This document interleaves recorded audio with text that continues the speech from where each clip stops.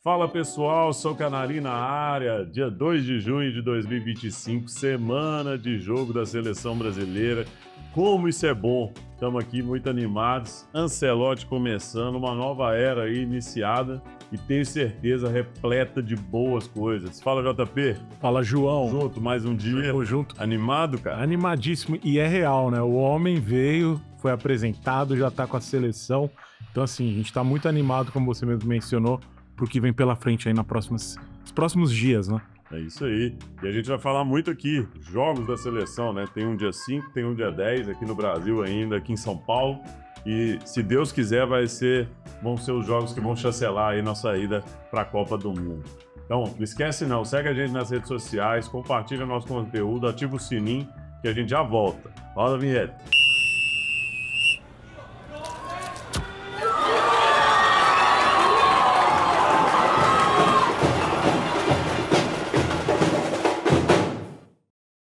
Estamos de volta e aí muito animados. Carlo Ancelotti oficialmente apresentado como novo técnico da seleção e já fazendo a convocação, né, JP? A gente já divulgou nas nossas redes sociais. Você que todo mundo já viu, que tá todo mundo super animado. Eu também tô muito animado, né, JP? Você também. Sim. E eu acho que não tem como ser diferente, né, JP? É verdade, né, João? A gente criou aquela ansiedade, pô, vai trocar o técnico, vai vir quem vai vir. A gente fez uma enquete, pá, de repente oficializaram o Ancelotti, sonho do ex-presidente da CBF aí por quase 2 anos de negociação, né? 3, né? 3 anos, né? Então foi, voltou e veio. E realmente o cara chegou no Brasil, já foi até no Cristo pedir a bênção ali. Então, cara, muito legal. Acho que é um momento de renovação que a gente fica com mais esperança, né? Então vamos ver como é que vai ser agora essa semana de treinamento, de jogos, pra gente ter uma ideia real aí do que vai ser possível a seleção brasileira absorver dele. Não, e assim, JP, tô muito animado com isso. Hoje já foi o primeiro dia de treinos aí da seleção, né? Começou ali um trabalho tático, uma primeira reunião, uma primeira conversa, tá tudo nos stories aí da CBF. E deu pra ver, assim, galera chegando animada, muita gente falando. Tem o post do Richarlison que a gente tava conversando aqui nos bastidores aí, falando 584 dias sem vestir essa camisa, e é disso que a gente fala, é disso que a gente espera. E eu mesmo tenho uma coisa para dizer, né? Assim, eu sempre disse do bairrismo meu, assim, de fazer um treinador brasileiro ser o técnico da seleção brasileira. E eu posso dizer o seguinte, eu realmente estou muito surpreso positivamente com tudo que vem acontecendo. Acho que o Ancelotti ele veio querendo vir mesmo, com muita vontade de fazer acontecer. Deu para ver como ele está engajado, como é que ele está se posicionando, ele falando de conhecer as cidades, conectando as cidades com o nome de jogadores, Belo Horizonte com Cerezo, São Paulo com Kaká, Porto Alegre com Falcão e assim vai. Ou seja, o cara ele teve o cuidado de conhecer um pouco, de falar um pouco disso. Tá aí se assustando com o nosso futebol, né? Aqui, acompanhando os jogos aí nossos também, mas fazendo o papel como a gente imaginava que deveria ser e me surpreendendo, JP, nesse aspecto. E eu vou te falar, cara, eu tô muito animado, porque eu falei isso já no nosso outro episódio, eu sou da opinião de, cara, não era o que eu mais queria, mas tô comprado pra caramba e acho que vai dar muito certo. E assim, estou surpreendido porque no fato de verdade, assim, foi muito melhor do que eu imaginei. A chegada inicial dele, pelo menos. A convocação achei muito boa. Acho que ele trouxe pessoas coerentes, trouxe um time coerente. Fez uma convocação, mexeu em algumas peças que eu acho que tinha que mexer mesmo. E eu acho que é isso, cara. Eu acho que é isso que vai fazer a gente movimentar. Lembrando que é um projeto muito claro, gente. Nós estamos falando de julho de 2026, né? Nós estamos falando aqui, né? Começa em junho, vai até julho. Mas um projeto que tem data, tem início, meio e fim para acontecer. Se vai esticar depois, ninguém sabe. Mas, JP, tô muito animado. E você, cara? Como é que você tá nisso? Ah, sem dúvida, né, João? Acho que você falou aí, deu uma abertura muito legal pro que a gente viu e acompanhou esses últimos dias, né, dele chegando, dele... E aí vale também a gente dar os créditos, né, à CBF, aí, à nova diretoria, que teve esse cuidado, né, acho que de ajudá-lo também nessa aclimatização. Ele, como você mencionou, fez essas conexões com os jogadores amigos, que ou foi treinado por ele ou que jogou com ele, que é o caso do Falcão, de onde ele era, qual a cidade, para ele falar, pô, eu quero muito conhecer, já me contaram muito sobre esses lugares e eu tô a fim de entender, vou ficar esse 1 ano aqui até a Copa do ano que vem Então eu quero conhecer e ver como o brasileiro vive, né? Então, assim, ele teve oportunidade já de ver, como você mesmo mencionou, jogos, bastidores que ele não curtiu muito, mas que não é difícil a gente achar que tá errado, porque de fato o futebol brasileiro, como a gente também conversando agora, você citou o Felipe Luiz falando da final da Champions agora, né? Então, assim, é um futebol diferente.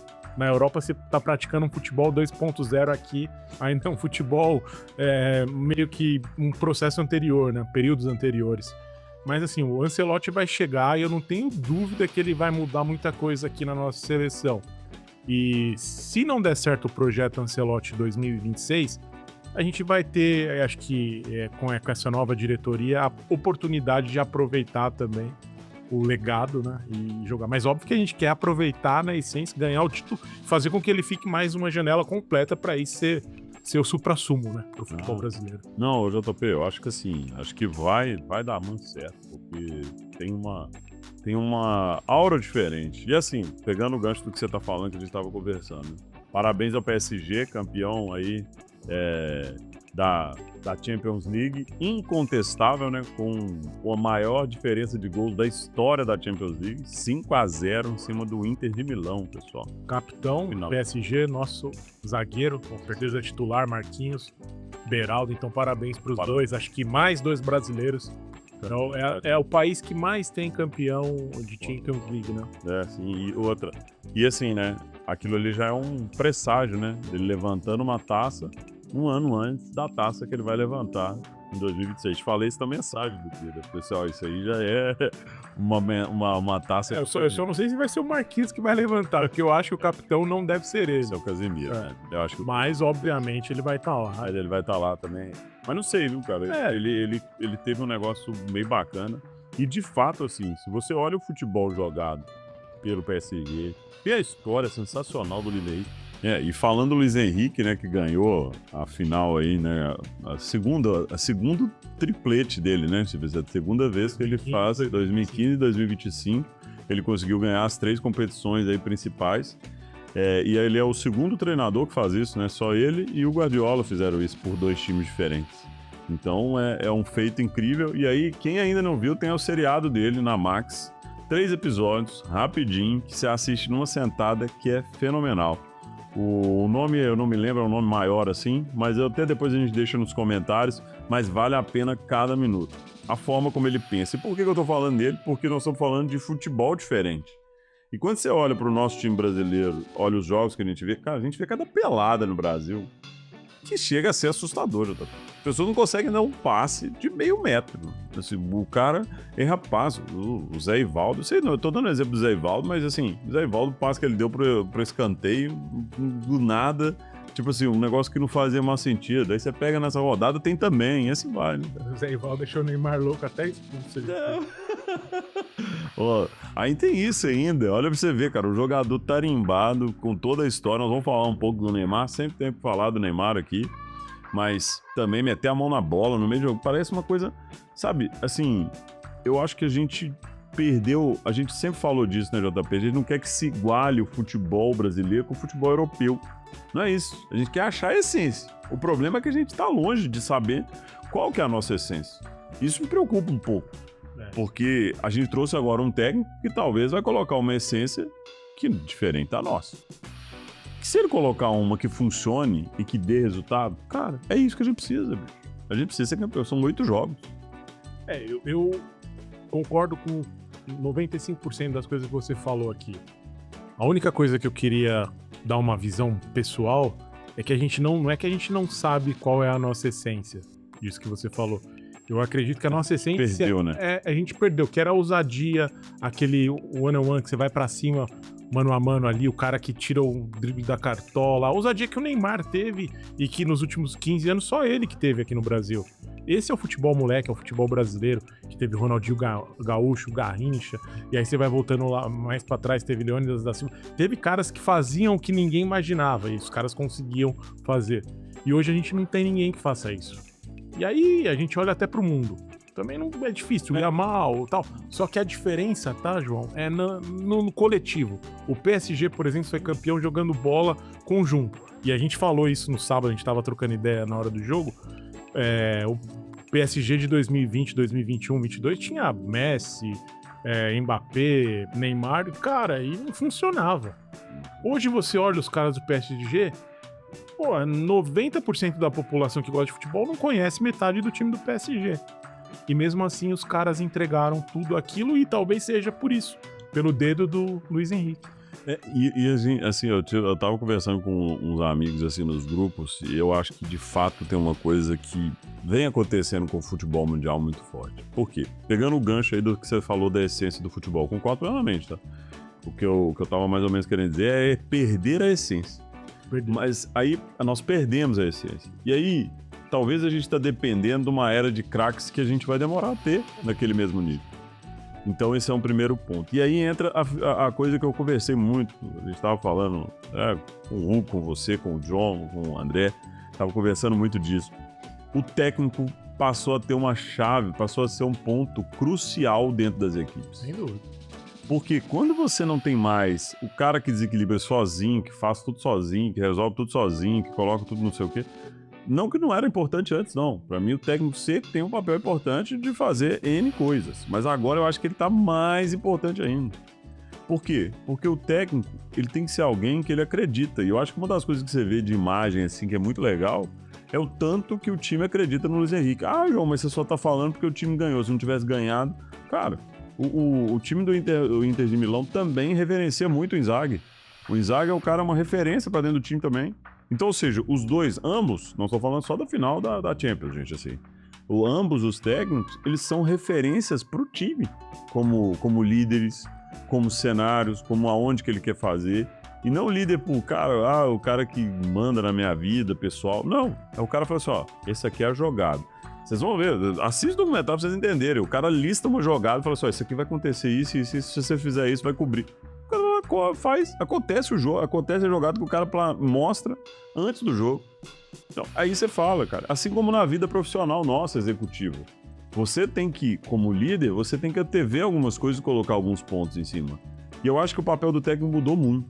Então, assim, não sei se você concorda com isso, cara, nesse aspecto aí. Eu acho que acho que a gente já conversou, eu sei que você concorda, mas coloca o seu ponto aí. Não, mas aí eu concordo 100%, é isso mesmo. E hoje, o técnico, o papel dele, ele passa pelo que a gente espera do Ancelotti. Que hoje ele não é simplesmente um treinador. Ele é um coach, um cara que desenvolve a equipe. E se a gente olhar hoje no futebol brasileiro e falar de treinadores, não é nenhuma crítica aos treinadores, mas a gente está aqui, aleatoriamente, nos últimos 20 anos, 3 treinadores. Olha lá, Muricy Ramalho, Mano Menezes, Roger Machado. O que eu, quando olho para esses caras, imagino? Treinadores que não fazem um futebol propositivo, pra gente ganhar o jogo. Eles são aquele futebol pra gente se armar, com a qualidade que a gente tem em jogadores, hoje com o nível técnico que tem atualmente, pra não perder o jogo. Então você vai jogar com 3 volantes, 3 zagueiros, essa é hipótese, né? Sim, time totalmente fechado pra se perder de 1-0. E se ganhar de 1-0 com gol no contra-ataque. Ou no plano do Muricy, o Muricy Ball. O cara vai até a intermediária e joga na área e deixa a bola acontecer. E assim, cara, tá errado? Não tá, porque traz resultado e a torcida gosta. Mas se você pensar plasticamente o que você tá vendo, o desenvolvimento, não dá. Então, com certeza, hoje um técnico que tem uma visão diferente, que é justamente esses caras que você tá falando, o próprio Luiz Henrique, o nosso técnico hoje do Brasil aqui, o Ancelotti, cara, é outra função, Guardiola, diferente. né? O Guardiola acho que é o Messi, aí. Sim. Mas, né? Exato. E assim, né, JP? E aí, mais ainda, porque você tá falando, eu concordo também, é que a gente também tava comentando antes, acho que isso é legal trazer aqui. Tá parecendo uma posição meio diferente, né? Você pegar, pelo menos, vou pegar 2 jogadores aqui como ponto, o Rafinha e o Dembélé nos times. É uma posição que o cara não tem posição. Ele é literalmente um pêndulo, assim, que faz... o Neymar é assim. Cara, o Neymar é assim, mas ele era assim como dono do time. Que é diferente. Eu falo assim, ele ia lá, me dá essa bola. O cara tinha que tocar... Não é um esquema tático. Não é esquema tático. O cara, ele se sente na obrigação de passar a bola pro Neymar, porque o Neymar é o Neymar. Joga a bola pra caramba. Só que nesse esquema do Dembélé e do Rafinha, você vê que eles estão ali por um propósito mesmo, né? De repente ele tá de um lado, ele tá carregando. Se você vê o Dembélé num primeiro gol, ele tá no lado direito. No segundo gol, ele tá do lado esquerdo, dando passe pro Doué fazer. No terceiro gol, ele tá no meio de campo. Ele tá participando de todas as jogadas, ele participa de alguma forma. Ele tá no meio de campo no lado esquerdo, no meio de campo meio e no meio de campo na ponta direita. Cara, é um jogador que você fala assim, onde que ele tá no campo? E talvez, por isso que assim, eu acho que o técnico é cada vez mais importante nesse cenário para dentro dos jogadores, assim, porque é um esquema diferente. É só assim que você vai rompendo as barreiras. E aí entra o que você tá falando, cara. Aonde? Como é que a gente recupera essa essência? Como é que a gente bota o Estevão para jogar a bola que a gente sabe que ele pode jogar, para ele dar o jogo? Como é que a gente faz o Vini Júnior jogar a bola que ele pode jogar a bola dentro da nossa seleção, que é um craque de bola, né? E fazendo, tipo assim, como é que ele desenvolve isso dentro da seleção brasileira? A expectativa agora desse último nome é que ele já foi lapidado ali, treinado pelo Ancelotti. E ele já conhece todo o potencial do cara, né? Sim. Então acho que aqui na seleção ele vai ter a oportunidade também de não fazer igual os últimos treinadores que ficavam mudando ele de posição, vai colocar onde ele consegue decidir um jogo, vai montar um futebol não pra ele, mas que ele vai poder ser um dos principais jogadores ali da engrenagem. Né? Exato, então vamos ver, E ele falou disso, né, JP? Ele comentou, falou assim, cara, eu quero tentar trazer o Vini Júnior do Real Madrid pra seleção brasileira. Isso é uma outra coisa legal que ele trouxe, né? Eu quero que o Brasil jogue como Real Madrid, mas não Real Madrid desse ano. Como Real Madrid do ano passado, que ganhou tudo que ganhou também. Então, assim, isso é bem legal. E aí, tudo que a gente tá conectando, porque até foi na abertura que eu tinha comentado, ele assistiu um jogo lá entre Botafogo e Flamengo, né, um jogo do Botafogo e um jogo do Flamengo. Isso. Pela Libertadores, Maracanã e no Engenhão também. E aí assistiu agora do Corinthians e Vitória. Corinthians e Vitória também. E ele falou um pouco dessa decepção com o nível técnico apresentado. Ele tinha um plano de assistir os 20 clubes da Série A.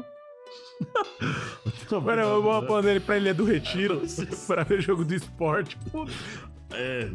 O pior começo de campeonato da história. Mas não tem nem como você virar pro cara e falar, cara, como é que você vai deixar de ver os jogos dos 20 principais clubes do Brasil, cara?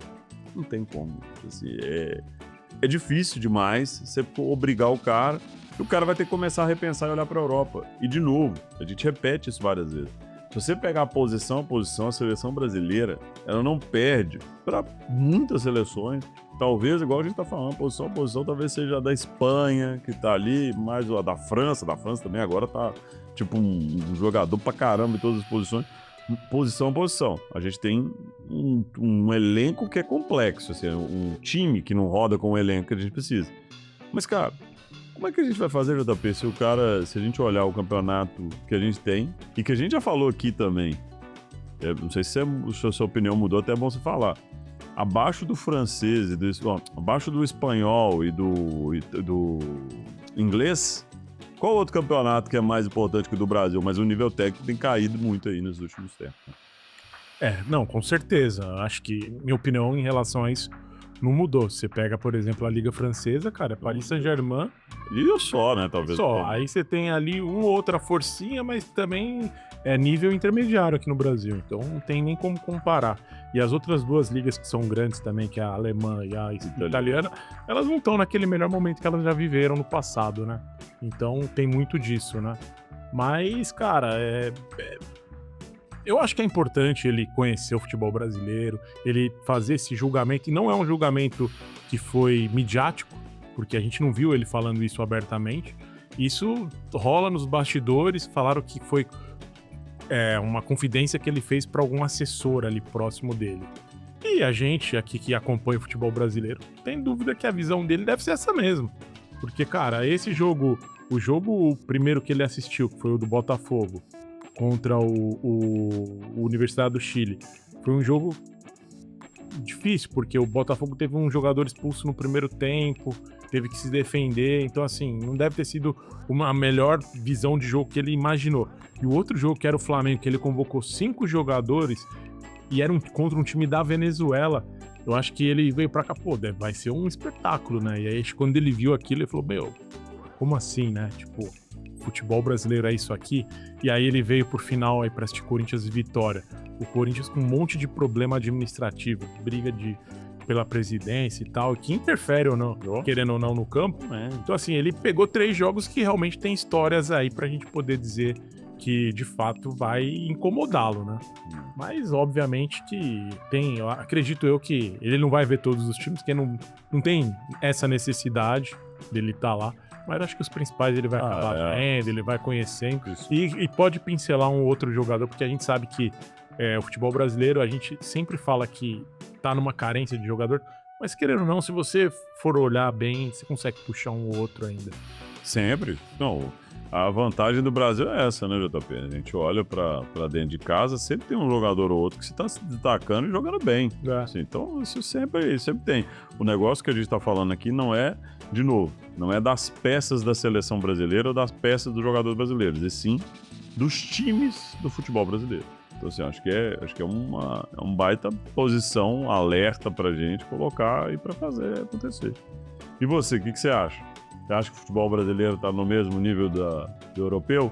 Você acha que algum time, inclusive quinta-feira, né? Botafogo e PSG. Se o PSG vier com o time inteiro, você acha que é um jogo pau a pau? Quinta-feira? Na quinta? Não, quinta-feira da outra semana, né? Desculpa. Não. Dia 19. Daqui 20 dias, né? Então, Dia 19. por aí, mais ou menos. Foi mal. É porque hoje é dia 2, né?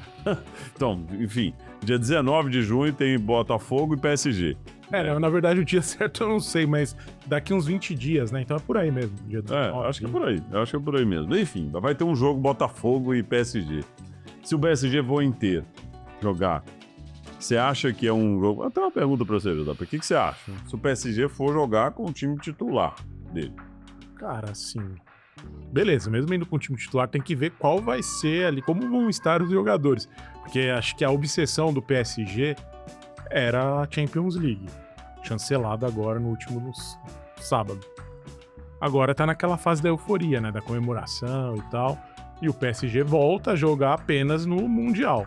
O Botafogo também, porém o Botafogo tem um jogo aí atrasado, acho que com o Ceará, se eu não me engano, pra fazer agora essa semana. E aí depois vai pro Mundial. Mas, cara, se eu fosse jogador, torcedor, alguém do Botafogo, eu queria evitar ao máximo pegar o PSG, porque é o melhor futebol. E o agravante pro Botafogo, além disso, eles vão pegar o Atlético de Madrid. Então é um grupo super difícil, cara. O grupo do Botafogo. Se passar, você sai grande. Sim. Só que a teoria é se complicar, né? E a gente vê pelos últimos anos, mas existe uma fala aí, pelo que eu vi, de primeiro nesse jogo tá com menos jogadores titulares e tudo mais. Então, ou seja, vai ser um jogo que pode ser equilíbrio. E no futebol, cara, o que é legal? As máximas não são máximas, né? Então, assim, tudo pode acontecer. Pode ser que o Botafogo chegue lá, jogue, faça um gol, 2 gols, 3 gols, beleza. Não é o provável, mas o futebol é do improvável, né? Isso. Assim, eu estaria com você. Se tivesse meu time lá agora pra jogar contra esses times, eu ficaria bem preocupado, assim, até porque o meu time também tá jogando muito mal. Então, ou seja, no fim das contas é um negócio complicado. E assim, né, só pra finalizar esse assunto do PSG, ele ganha na Champions, ele tá agora no Mundial, garante a vaga pro outro Mundial de 2029, né? E também pro Intercontinental do final desse ano. Ou seja, a gente pode ter outro time brasileiro. A gente tá com 5 times aí na Libertadores, nas oitavas, que pode encarar de novo. Né? Ou não, né? Ou acontece igual o ano passado com o Pachuca e não vai nem pra final, né? O time brasileiro. Não vai nem pra final. Que é o que tem acontecido, infelizmente. Inclusive, a América do Norte definiu o Cruz Azul, já foi o campeão da CONCACAF. Então já tá lá pro Derby das Américas desse ano também, né? Já é o time que tá posicionado. Tem essa questão da data que é feito o jogo, tem um monte de coisa envolvida nisso que é bem complicado, mas não é o nosso foco aqui, a seleção brasileira, mas enfim, o ponto que a gente estava comentando é futebol. Por que a gente está fazendo essa analogia, né? A seleção brasileira, aonde que ela quer chegar, como é que a gente quer fazer, aonde a gente pretende, é isso que a gente quer e espera. A convocação para a data FIFA foi feita, né? E a gente tem agora a agenda. Dia 1 foi a apresentação e hoje também teve uma continuidade, o restante. 2 e 3 a gente está com treinos no CT, né? Vai estar lá no Joaquim Grava, então vai estar tudo acontecendo lá e treinamento já começou hoje. No dia 3 viaja para o Equador, aí tem um treino no Equador no dia 4 e joga no dia 5. De 6 a 9, eles voltam, né? E aí preparam para o jogo em São Paulo. E dia 10, o jogo contra o Paraguai, na Arena Itaquera. E aí tem uma coincidência, né? Aniversário do Ancelotti. Aniversário dele, exatamente, dia 10. Então ele vai estrear pela seleção em solo brasileiro no dia do aniversário dele, né? Então, nada mais simbólico do que uma vitória aí, que seja a vitória que chancela para a Copa. E assim, acho que toda essa agenda, né, dessas coisas aí, hoje, nesse primeiro treino, a imprensa teve acesso aos primeiros 15 minutos. E aí eu tava lendo uma notícia do GE que o Carlo Ancelotti só ficou sabendo disso na hora que ia começar o treino. Faltavam 5 minutos para começar, os caras falaram, os primeiros 15 minutos abrir a imprensa, ele ficou assim, como assim? Porque não é muito comum fora, né, esse tipo de... Aí os caras explicaram pra ele como é o primeiro e tal. E normalmente aqui no Brasil, todo primeiro 15 minutos a imprensa entra lá e tal. Como eu acabo viajando pra acompanhar a seleção, eu acabo conhecendo alguns repórteres ali, eles falam, não, a gente vai lá, eles vão, olham lá o treino e saem, né, e beleza. Só que, pelo jeito, o Ancelotti não gostou muito, Talvez vai mudar isso. Vai mudar isso. E tá tudo certo, né? Acho que a CBF melhorou um pouco no sentido de divulgar imagens também. Ela já soltou agora há pouco vídeos desse treino de hoje. Então, assim, é legal a gente acompanhar, tá vendo? Não, dá uma empolgação, assim, muito grande. Da lista de convocados, JP, o que você destaca, assim? Você até citou aqui a volta do Richarlison, né?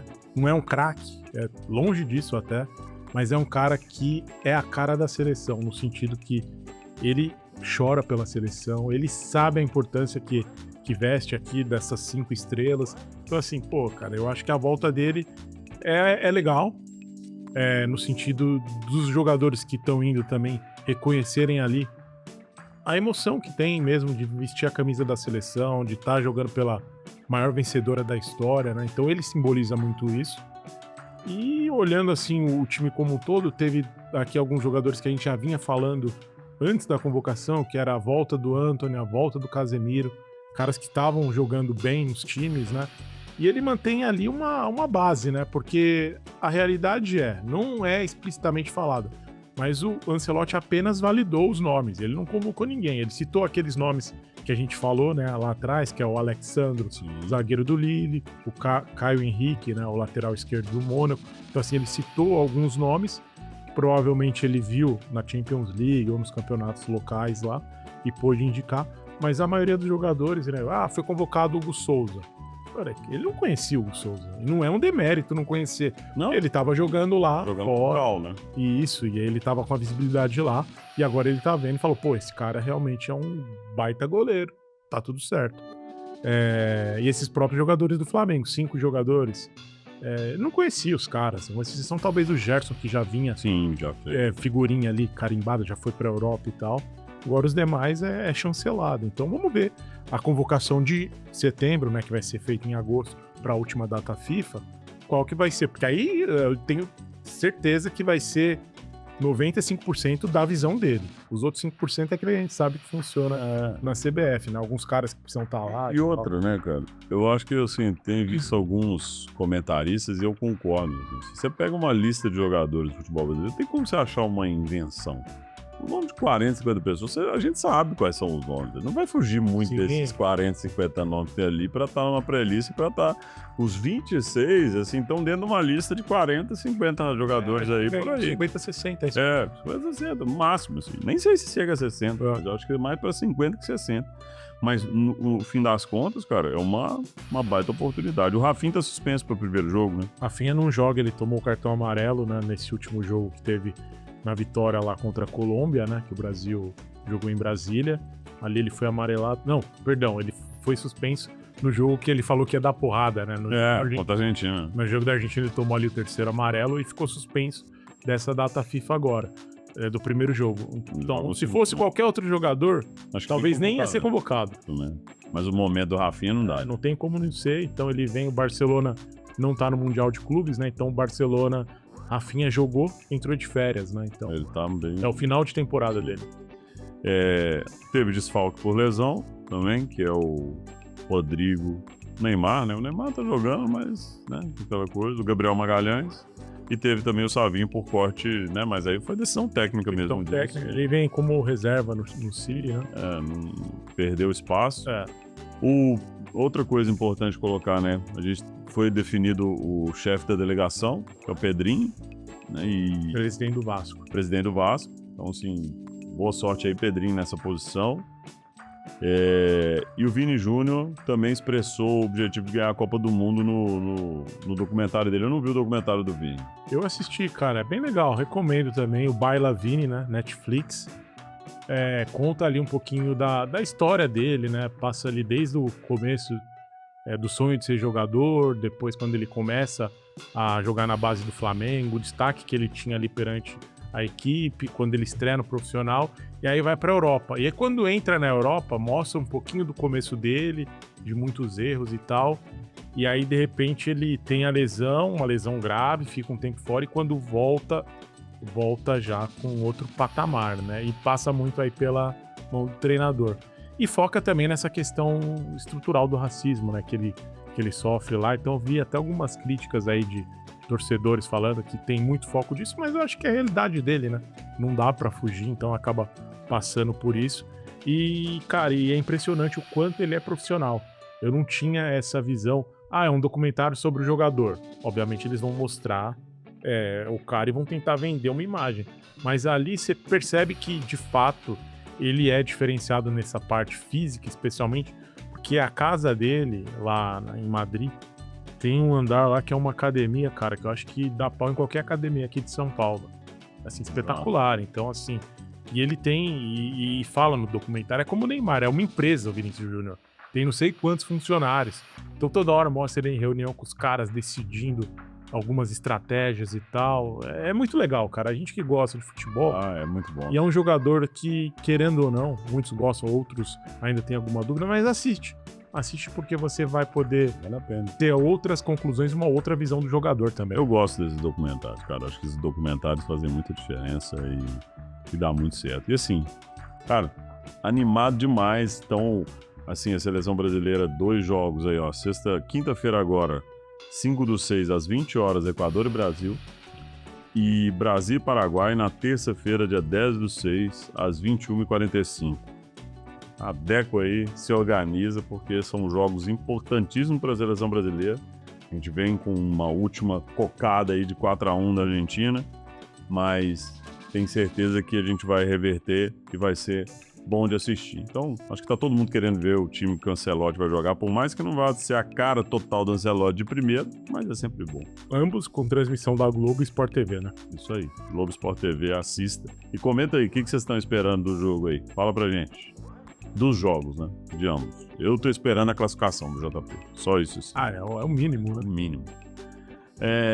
Vamos falar um pouquinho das categorias de base aqui, JP. Acho que é importante falar do Sub-20, Sub-17. A gente tá falando no Sub-20 Mundial no Chile, né? Que tem em setembro e outubro. Isso. E a Sub-17 Mundial no Catar em novembro. Isso mesmo. O Brasil, acho que no Sub-20 acabou pegando um grupo ingrato aí, né? Foi. É um grupo bem difícil. Brasil, México, Marrocos e Espanha. Isso, Espanha aí tradicionalíssima, né? No mundo Sub-20, né? Quando a gente fala de futebol. O México, algoz do Brasil nas Olimpíadas de 2012, né? Quando a gente estava disputando a medalha de ouro, acabou perdendo para eles aí no Sub-23. E o Marrocos, querendo ou não, é uma força africana, né? Que no futebol profissional vem evoluindo também aí nos últimos anos. Foi aí semifinalista na última Copa do Mundo. Tem uma torcida apaixonada, então assim, é um mundial que vai ser muito difícil pro Brasil. Inclusive quando a gente olha pro Sul-Americano, que o Brasil foi o campeão, mesmo tomando aquele 6-0 da Argentina, a gente não viu o Brasil jogando um futebol que você fala, cara, estamos voando, temos jogadores a rodo aí para poder fazer um grande mundial. Mas, cara, o Brasil é aí o maior campeão da categoria, né? Então... Não tem nem o que falar, né? A discussão é outra. Na Sub-17 o grupo já é bem mais ok, né? Honduras, Indonésia e Zâmbia. Então... não é nem ok, é um grupo... É que assim, como é categoria de base, não dá pra... Às vezes o Brasil perdeu pra Israel, né? Perdeu pra Israel, não dá muito pra separar, né? Mas assim, eu acho que sempre essas categorias de base são interessantes e eu acho que esse é um projeto, a gente também já falou que vai gravar um episódio disso, porque categoria de base hoje eu acho que é essencial para o que a gente espera do futebol brasileiro. futebol brasileiro ele vem com uma linha de desgaste muito grande desde a base, querendo ganhar muitas coisas a qualquer custo. Como você falou, né? O treinador ganhar de 1-0 é melhor do que fazer 6-4. Cara, talvez 6-4 seja mais legal pra gente uma categoria de base do que 1-0 e ser campeão ali. 6-4, perder no final, mas conseguir deixar o jogador conseguir evoluir. Eu acho que isso é uma oportunidade muito grande.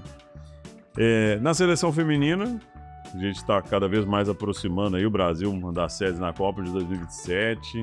A gente está muito animado com isso, né? Já tem 8 cidades-sedes definidas.